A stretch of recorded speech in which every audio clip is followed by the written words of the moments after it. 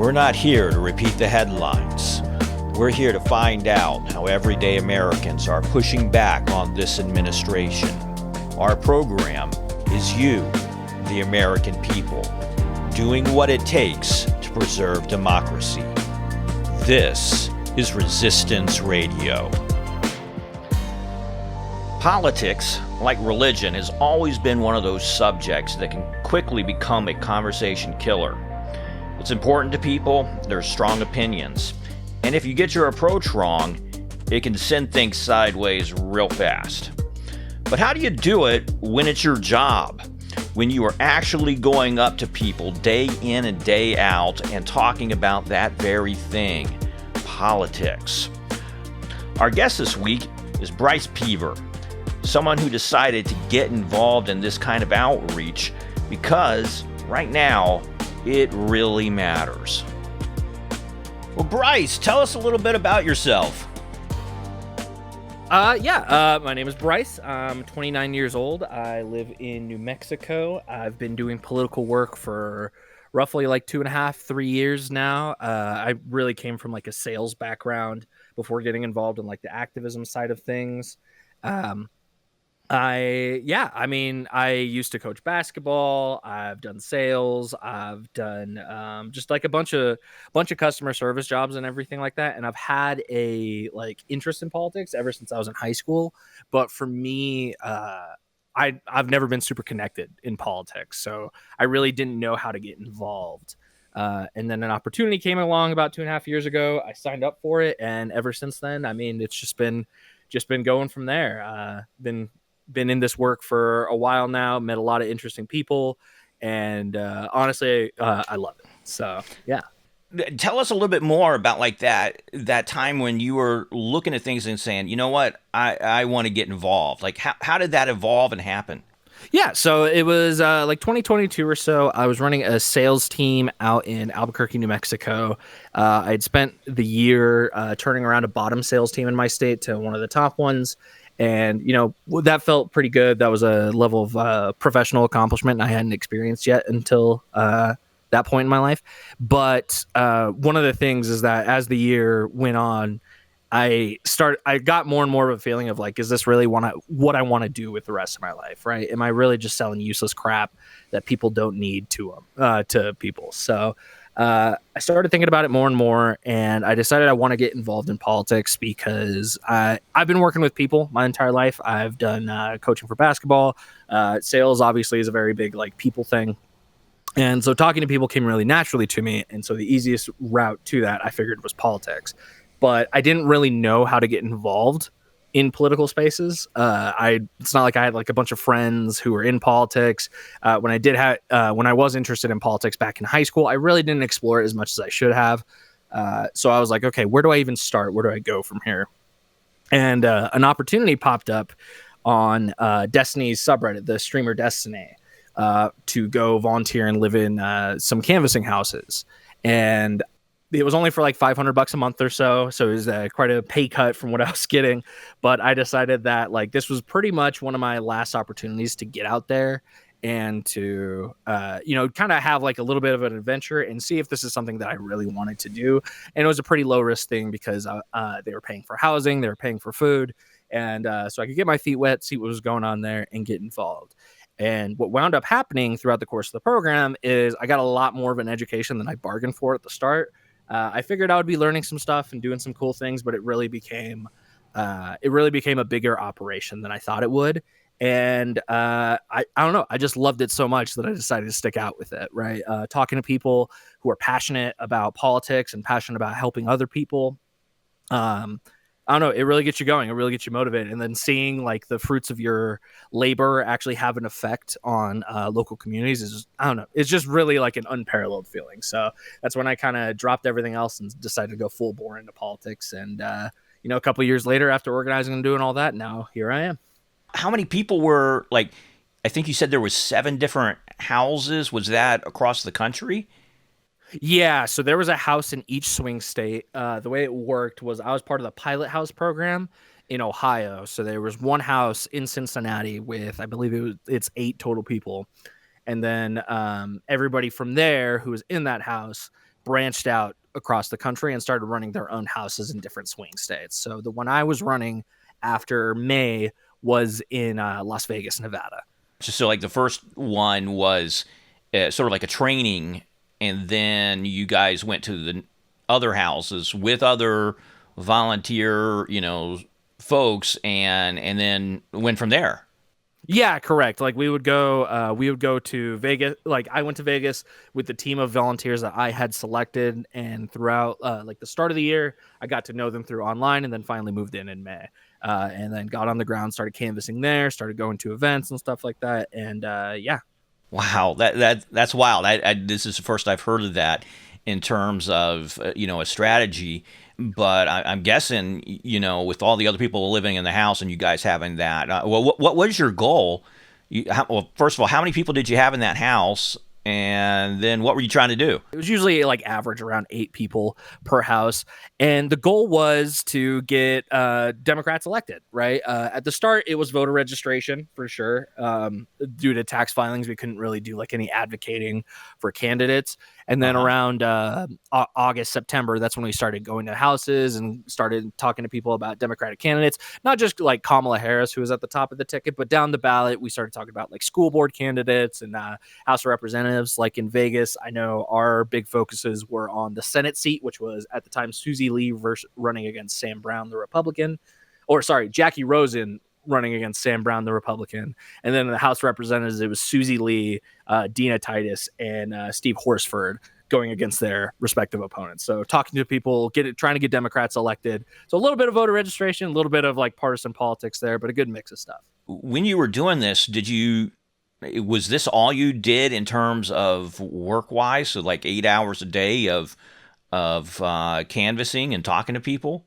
Yeah, correct. It was a full-time job for sure. Wow. I know. Yeah, it was a crazy little experience, especially because like we weren't making a lot of money for sure. Yeah. So it was interesting. It was a good time. There were some days when nothing happened, and then other days where I feel like I was working like from waking up to going to sleep. It's a very interesting job setup for sure. Yeah. Yeah. Well, how were the parties there at the house? No parties. That was a very strict rule. No parties, nothing like that. Okay, I'm like, not signing up. That's yeah. Well, like, so I was in the Vegas house, so there was no parties in the house itself. We made that rule, but we would go out to the strip and go have a couple drinks here and there and do that. Well, in terms of there in Las Vegas, what were some of the successes that you guys saw? Like, what was the impact?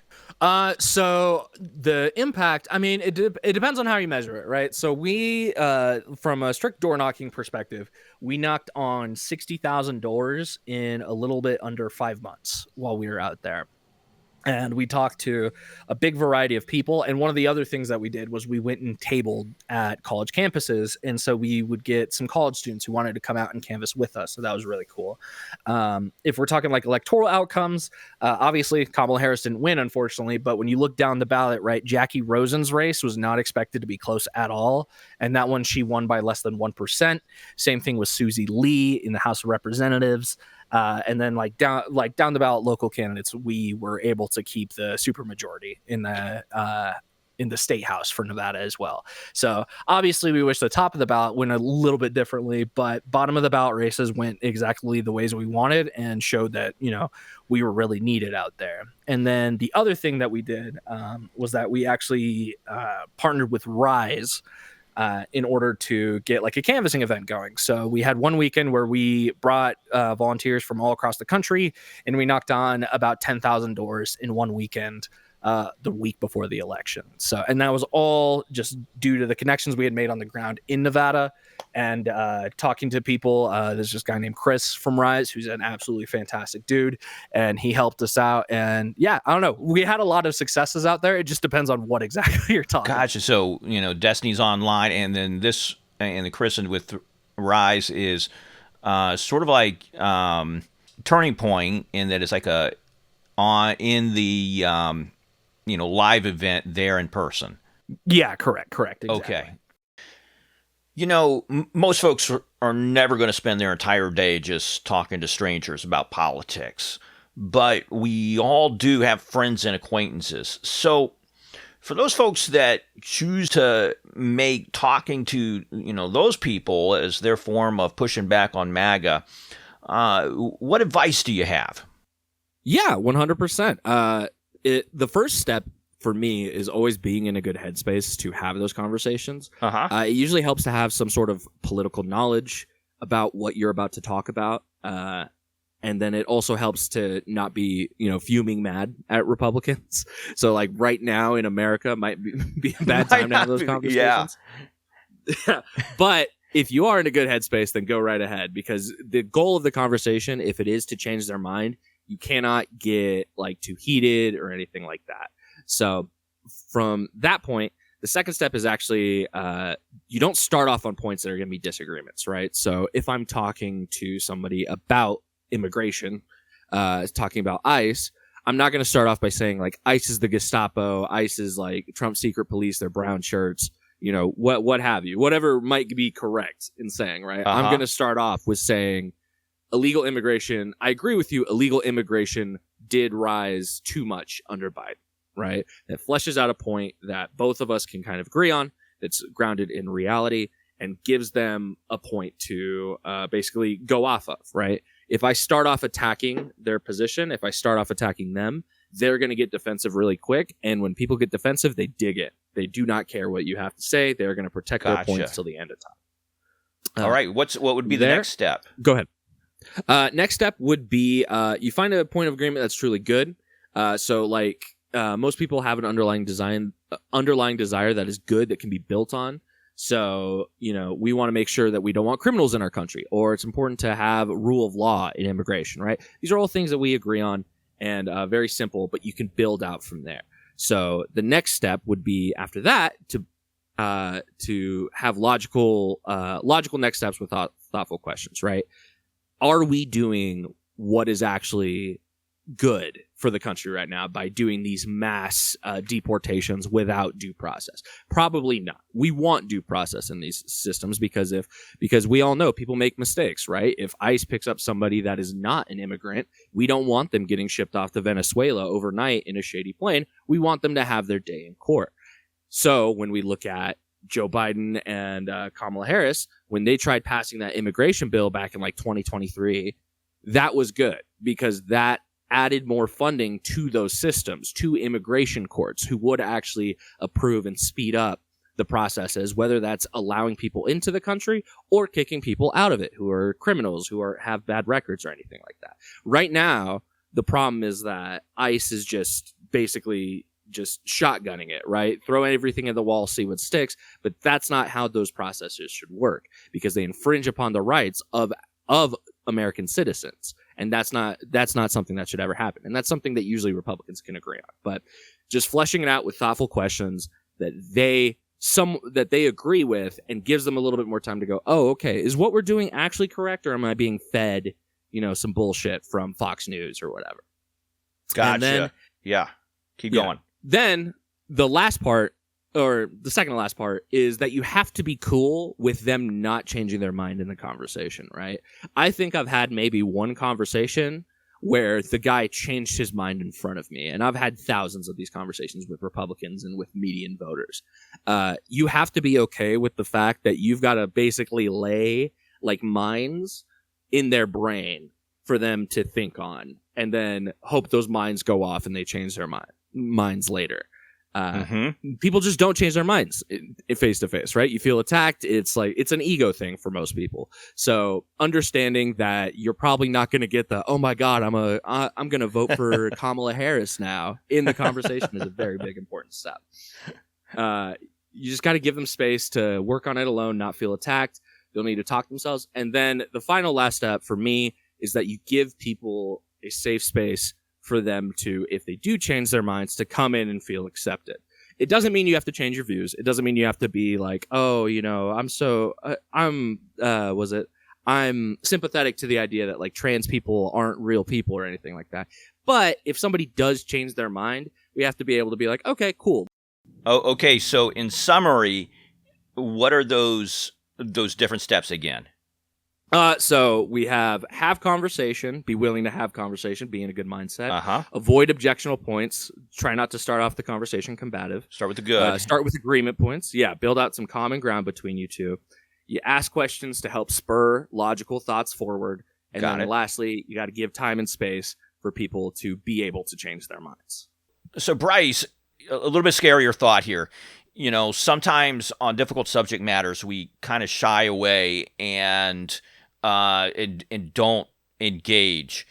What can happen if we don't talk about difficult things with this particular center of the road folks? Yeah, so one of the things I heard from Destiny a while back was that if you don't talk about these things, then there are people out there who will all day long. And those people are usually bad actors like Nick Fuentes or something like that, right? So for one of the most difficult conversations I've personally had in the past couple of years has been the Israel-Palestine conversation. And being like a middle of the road guy, I feel like it's the two-state solution is, the ideal one, right? But those conversations are really difficult because there's a lot of feelings charged on either side, right? There's a lot of feelings of anti-Semitism from the pro-Israeli side, and there's a lot of feelings of Zionist rhetoric from the pro-Palestinian side. So if I don't have those difficult conversations that are charged, then somebody like Nick Fuentes can come in and start swaying people towards these more extreme sides where he probably doesn't want either side to win out in that. He would just prefer the entire area be nuked and move on. And he'll talk about that all day long. Yeah, if we don't take part in the conversations, we can't expect things to improve. Changing subjects now, tell us a little bit about Digital Ground Game. So Digital Ground Game is this organization that I'm starting. It's basically, the goal is to get online audiences activated into real life activism. Obviously, that stems from my experience with Destiny and his community doing all that. But I see a lot of other places too, right? I see Good Mythical Morning, right? Rhett and Link, those guys. I see them talking about voter registration. I see H3H3 talking about voter registration and stuff like that. I see communities talking about running food banks and all that. And I want to do what I can to try and channel that energy into actual stuff, right? So with Digital Ground Game, obviously, we have a lot of people from the Destiny community in there. But when we were talking about earlier this year with the government shutdown, a lot of people were wondering with food stamps going away, where they were going to get their meals. And so we ran a food drive and we fed some people because of it. Or we talk about phone banking for some of the special elections and stuff like that. It's just taking these online audiences, taking these people who have the energy to comment on videos, who have the energy to go tweet or go make a post about it, and trying to turn that energy into actual effective action, right? Trying to get them into food banking, trying to get them into some sort of the political process, because once we start them there, it's going to snowball, and they're going to go places in their career that wasn't possible because before they did anything. So, I spent a little bit of time today going online and taking a look at that, and people can join in and correct me if I'm wrong. It almost looked like a job posting board where you get to put in your skills and what you're interested in, and then it aligns with different projects, and people can shop out the jobs or help that they need. Is that correct? Yeah, for certain, right? We have some ongoing projects that are just they're all results of community members, right? Somebody came up and said, "Hey, we should have a website," and it's okay, cool. If you have the skills to make a website, you should come assist with that. There's a digital talking points repository, right? So you can go through all the different subjects and actually know what you're talking about to people. And that's all the result of somebody going, "Hey, I think this would be a useful tool," and then recruiting some other people who are interested in that tool and working towards that end. Same thing with the food bank, right? I didn't think of the food bank. One of my other people in the organization did, and I was like, "That's a good idea. Let's try and make that happen." So it's kind of like a digital job posting board. Occasionally, when there are opportunities from actual, because we do have some people who work in DC and work with the DNC, when they have opportunities, we'll post them. And then another thing is just making opportunities, right? There are things that we all can think of right now that it's this would be a good thing for democracy. And I want to do whatever I can to empower you to make that move forward, to make that project happen. And I feel like we've been successful so far with Digital Ground Game. Before we go, can you give us some advice to those just kind of starting out in their political activism? One of the stories that I like to highlight success from like the canvassing program is our tabling that we did at colleges, right? So the first day we showed up at UNLV and we have the worst table setup you've ever seen. It's actually horrid, right? There's like duct tape for the covers. It's a real crappy cover. We have candy that nobody wants in order to get people enticed. And it really sucked, if I'm being honest. The first day of our tabling efforts was really bad. But the thing that allowed us to get success was that we continued to show up, right? We showed up, we made tweaks, right? So we fixed how the table looked. We fixed what candy we were bringing. We fixed the way we were talking to people. And over that consistent time period, we were able to get, I think, roughly like 3,000 people committed to vote over like a 2-month period. That wouldn't have been possible if we hadn't continuously shown up every day. It's a grind.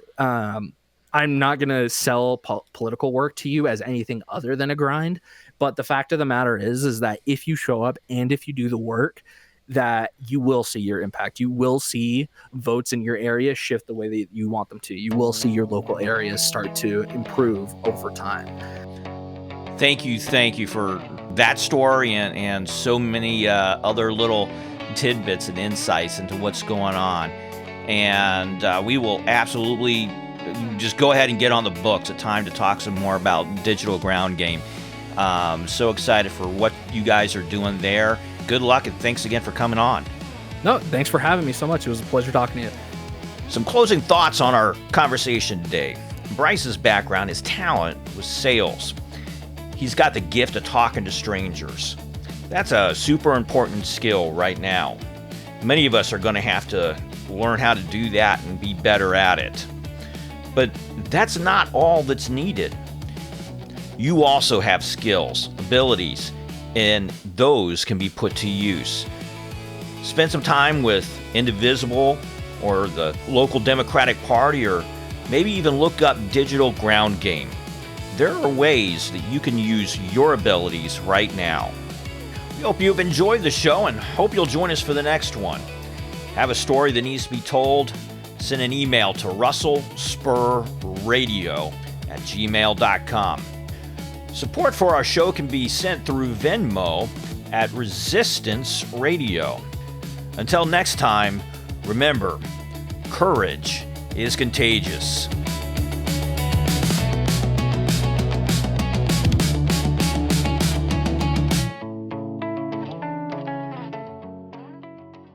Resistance Radio.